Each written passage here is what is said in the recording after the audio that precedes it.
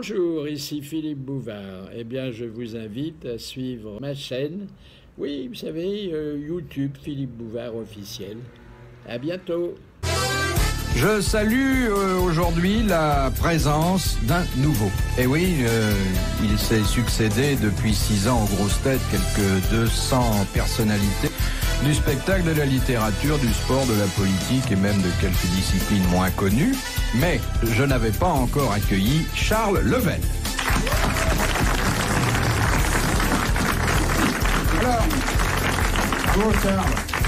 Je voudrais attirer votre attention sur le fait que je n'accueille ici que des gens de talent, mais qui ont du talent, si je puis dire, d'une façon assez élaborée. Je veux dire que ce talent, ils le travaillent, que souvent ils mettent 6 mois, 1 an et parfois plus pour faire une chanson, un livre, une comédie musicale. Charles Level a autant de talent qu'eux, quelquefois davantage, mais lui, spontanément. C'est-à-dire qu'il est capable de faire une chanson dans le temps qu'il faut pour la chanter. C'est quand même assez rare. Alors, autre improvisateur venu du Splendide, Martin Lamotte, que vous connaissez bien.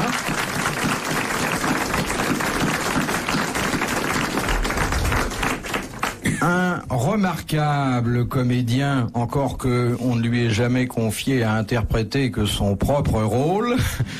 Mais évidemment, c'est un rôle difficile, qui demande d'abord un physique comme on en voit peu, et j'ajouterai heureusement.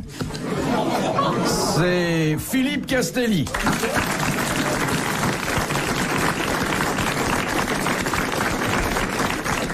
Et puis enfin, le seul Français qui puisse déclarer dans la rue à n'importe quel membre du service d'ordre « Je suis Léon Zitrone » sans être conduit dans un asile psychiatrique, c'est Léon Zitrone lui-même.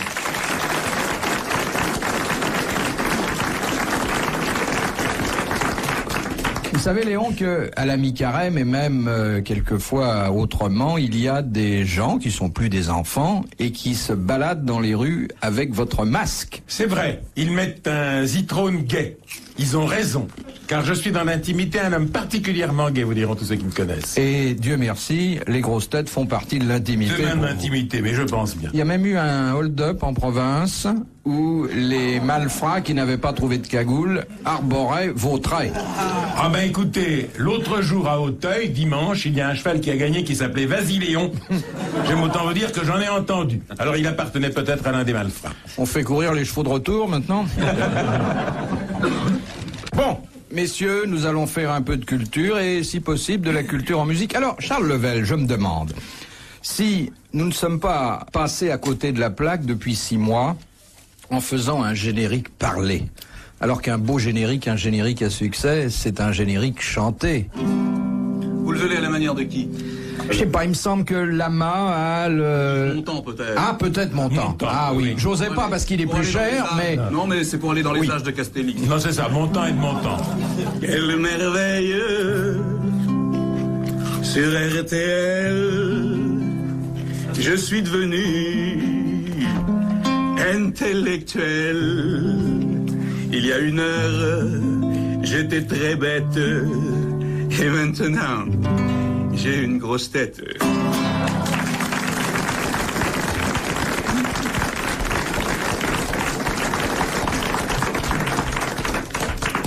Oui, je pense qu'on ne chante pas assez. Bah, évidemment, on n'a pas toujours ce qu'il faut pour ça, hein, Léon? Ah, je pense bien, on peut avoir un organe, mais un organe non chanteur. Oh, mais... ouais, moi je chante. Oui, mais enfin, ce que vous chantez, il vaut mieux pas trop en parler, encore que ça porte bonheur, hein? Vous savez, Charles, que Léon excelle maintenant dans le style scat. Faites-lui un peu de jazz et vous allez voir. Est-ce que vous payez aujourd'hui tarif double? Si vous payez tarif double, je travaille avec la langue. Bon. Non, non, attendez. Attendez, laissez Bouvard manger, continuons, pour lui permettre de gagner sa vie. Non, vous allez voir le rythme de Léon. Il a ça dans le sang. Dans le sang. On a vu aux dernières analyses. Oui. Alors, allons-y.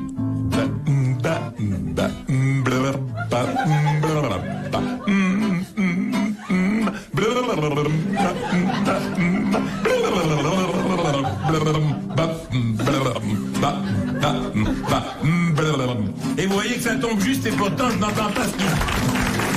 Merci, Charles.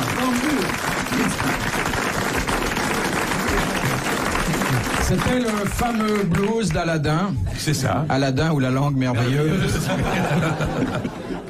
Bon, voici la première citation que nous devons à Madame Raison d'Orchamps, qui a dit « Il ne suffit pas qu'un sein soit gros et doux, il le faut un peu ferme où je tourne kazakh, car sacré nom de Dieu, je ne suis pas cosaque pour me saouler avec du suif et du sein doux. » C'est un beau poème.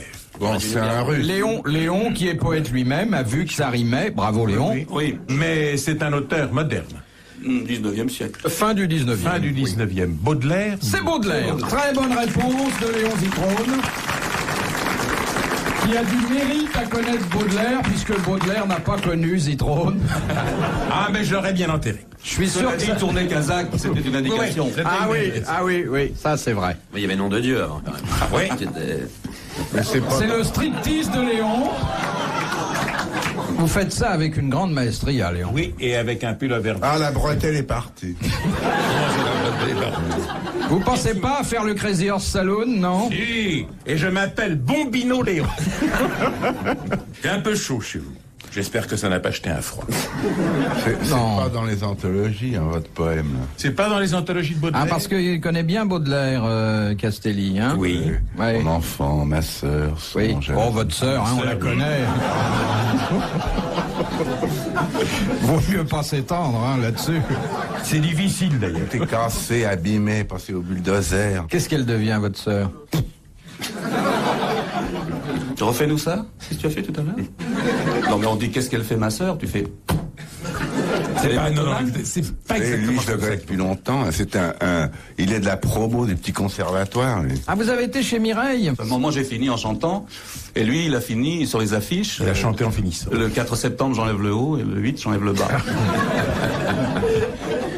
Mais vous savez qu'il chante aussi, alors on le laisse, personne n'est parfait, mais ça nous vaut des moments très... Ouais. Moi, je préfère Zimboum, finalement. Ah oui. Vous aimez pas mieux merde. Ah non. Là, j'aime pas du tout, merde. L'autre jour à Villeneuve-sur-Yonne, il a été parfait. Non, c'était vitré. Encore que ça soit la seule chanson porte-bonheur, puisque si on marche dessus, on a de la veine pour toute l'année, mais je n'aime pas. Ouais. Je trouve que Zimboum va mieux avec le côté romantique. Vous voulez que je vous envoie le disque? Ça vous fera un petit souvenir, puis je mettrai une dédicace. Non, donnez-moi plutôt l'argent, non. De Madame Letellier de Cabourg qui a dit « Je n'ai jamais entendu sans étonnement une marche militaire. Cette musique-là a l'air persuadée qu'il y a intérêt à aller quelque part. » Ça, c'est un homme du genre Alphonse Allais. Eh bien, du genre, oui, et c'est une pas bonne Jarry. référence. Non, c'est un homme qui n'est pas tout à fait de leur époque, qui nous a quittés il y a une vingtaine d'années. Janson. Non, qui avait beaucoup d'humour et qui était un farouche antimilitariste. Boris Vian. Boris Vian. Très bonne réponse de Charles Level, qui a admirablement compris le jeu. Messieurs qu'on nomme grand, je vous fais une lettre que vous lirez peut-être si vous avez le temps. C'est vrai. Et on le chante encore et ça n'a pas pris une ride, hein. Ouais. Quoi, oui. D'abord, Boris, je l'ai vu, il m'a reçu, Boris. Vous a reçu où? Dans sa maison d'édition. J'ai chanté- Vous étiez venu livrer un paquet, peut-être? Non, j'étais venu livrer, lui apporter des chansons. Il n'en a pas voulu. Non, il m'a dit, oh, pourquoi vous ne chantez pas vous-même? Oui. Philippe Bouvard sur RTL, 4h, 4h30, les grosses têtes dans la nuit des temps. Monsieur Jacques Lucaso de Caen, qu'est-ce qu'on appelle une anaphonèse? Je crois que Charles Level L'interversion de quelque chose. Une anaphonèse, c'est quelque chose qui a à voir avec la La manière de Avec parler, le son, l'addiction. avec la diction. avec la C'est voix. l'interversion des lettres. Non.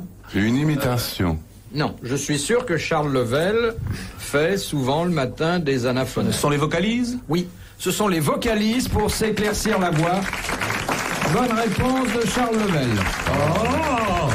Bien joli. Pouvez-vous nous donner quelques exemples d'anaphonèses? Ah oui. C'est comme ça que vous avez quitté votre pavillon de Marne. C'est comme ça, oui. C'est les voisins, c'est sur une plainte. Mais faites voir des vocalises, enfin faites entendre des vocalises.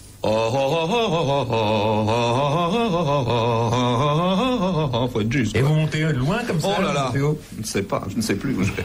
Ah, celle-là, elle est bien. Deux locataires discutent. Oh, ma pauvre Madame Leblanc, figurez-vous que je suis allé voir le gigolo du 3e, parce que c'est le jour du loyer.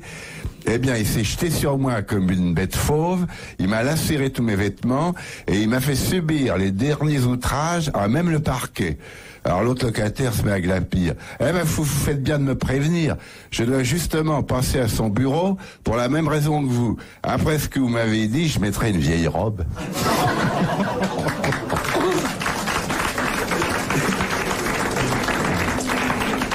Merci beaucoup, monsieur, dame. C'est des blagues de la Redoute. Enfin voulu applaudir, bien voulu applaudir. Alors, bon, voilà un petit croquis de la vie quotidienne, comme on les aime, parce que bon, ça s'invente pas, ces choses-là, c'est vécu. Je voudrais que vous passiez cette chanson à monsieur Charles Level. Cette histoire. Cette histoire, et qu'il en fasse une chanson. Alors, c'est l'histoire, voilà. 84 522. C'est des locataires qui se rencontrent dans l'escalier. Je vous en prie, Léon. Non, c'est quoi? Alors on va faire ça à la Michel Legrand parce que c'est un texte qui est parlé. Oui, exactement. Ma pauvre Madame Leblanc, figurez-vous que je suis allé voir le gigolo du 3e. Parce que c'était le jour du loyer. Eh bien, il s'est jeté sur moi tout au bord de l'aube d'air.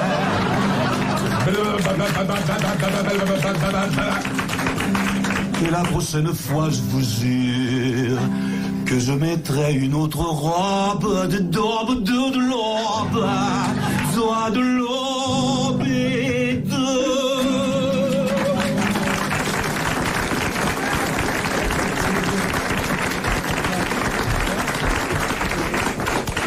On pourrait la faire à d'autres.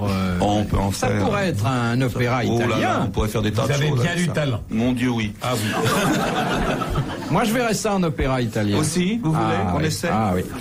Ça se passerait à Naples. À Naples.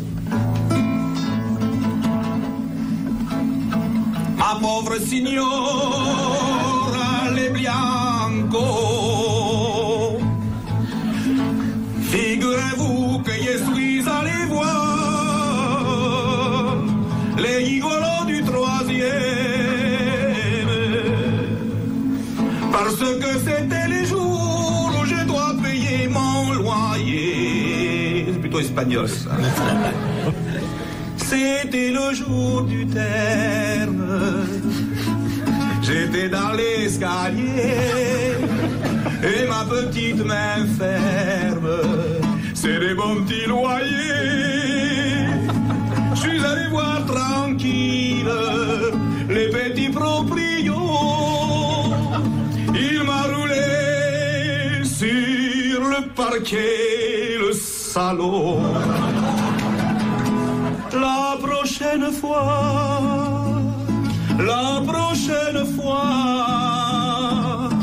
je mettrai pas une robe de haute couture. La prochaine fois,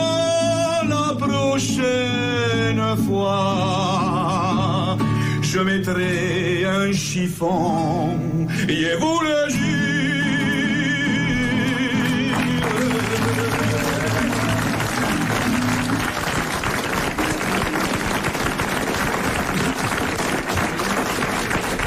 Monsieur Castelli, ça a quand même une autre tenue quand on chante, hein? Bon, j'ai pas fait aussi bien, parce qu'on est bien au fond de son lit à somme olé, avec des croissants et un café olé. C'est pas tellement mal. C'était une chanson de Pierre Bachelet. Laquelle? Non, Bachelet. Laquelle? Ben, merde. Mais il n'y en est pas question ici, on parle d'autre chose. Pourquoi vous ramenez toujours ça à votre porte-bonheur, là? Pour faire vendre? Ah, ça se vend pas. Hein. Oui, il paraît que ça se vend pas du tout, hein. Oui, ça se vend. Hein? Très honorablement. J'ai vu un dépôt de l'autre jour, il y en avait beaucoup. Un grand champ d'épandage, pas loin.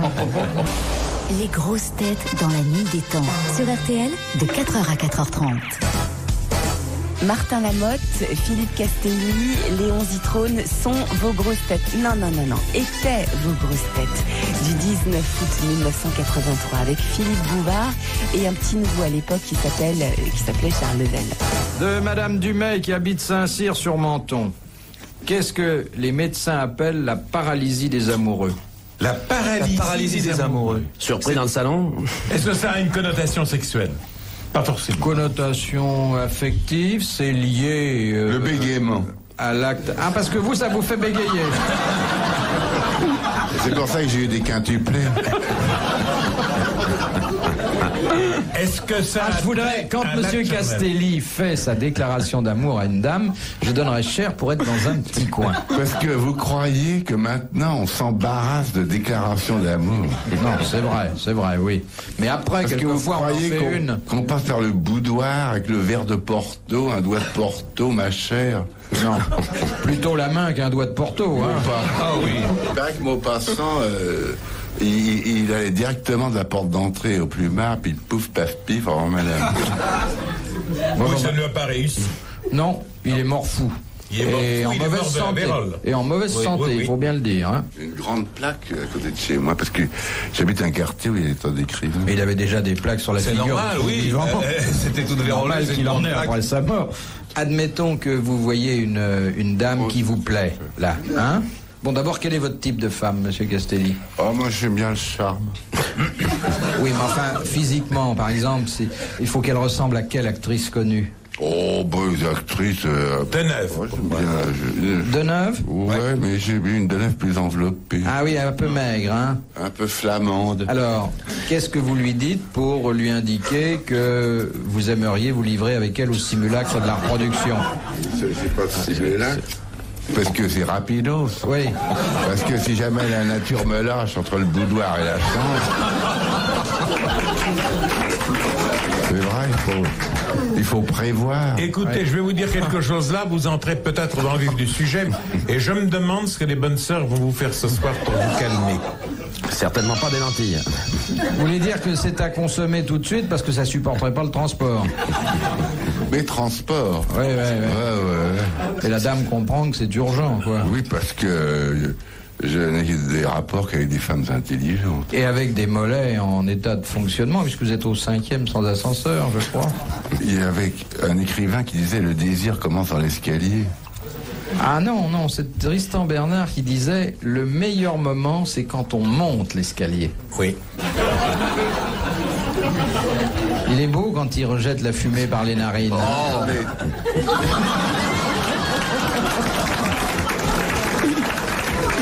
Mais il y a là quelque chose qui me surprend. Je ne savais pas que Philippe Castelli attachait une telle importance au rapport. Oui. C'est récent, ça. Oui, c'est récent. Oui. Vous qui écoutez les grosses têtes, vous savez bien que... La puberté, le travail. D'abord, mon cher Level, laisse-moi te dire que tu n'étais pas encore né. Là, c'est bien ce que je dis. Que j'avais depuis longtemps perdu ma fraîcheur. Avec une libraire oui. dont le mari était prisonnier. Voilà. Oui, c'est un très bel épisode de la guerre de 39-40. et du diable au corps de Radiguet. Oui. Qu'elle m'avait fait lire. Je mettais le peignoir de bain de son mari, j'avais l'impression de m'envelopper dans la peau d'un cocu. C'était très agréable. Ouais. Question de... Ah ben, monsieur Belfond-Palaiseau, on n'a pas répondu au fait. Quelle est la paralysie? La paralysie des amoureux, on est toujours après. Hein. Oui. Alors, est-ce que ça se situe sur un des 5 sens? Oui, ça concerne peut-être le toucher, oui, que ça peut annihiler. Tremblement. Quand les ports de la peau, les machins, la chair de poule. C'est lorsqu'un garçon est tellement ému qu'il a un tremblement.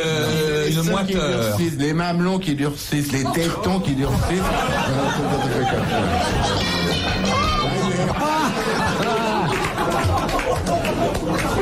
Bon, enfin, on en sait davantage sur votre fonctionnement intime. Alors, vous applaudissez Monsieur Belfond-Palaiseau.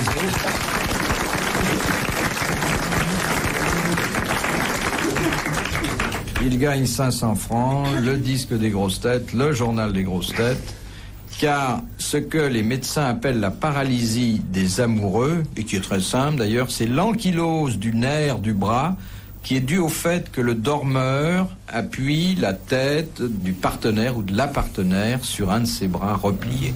Ce qui est d'ailleurs charmant, très pur souvent, mais qui crée à la longue une espèce de paralysie. Ça fait du lendemain matin un peu dur.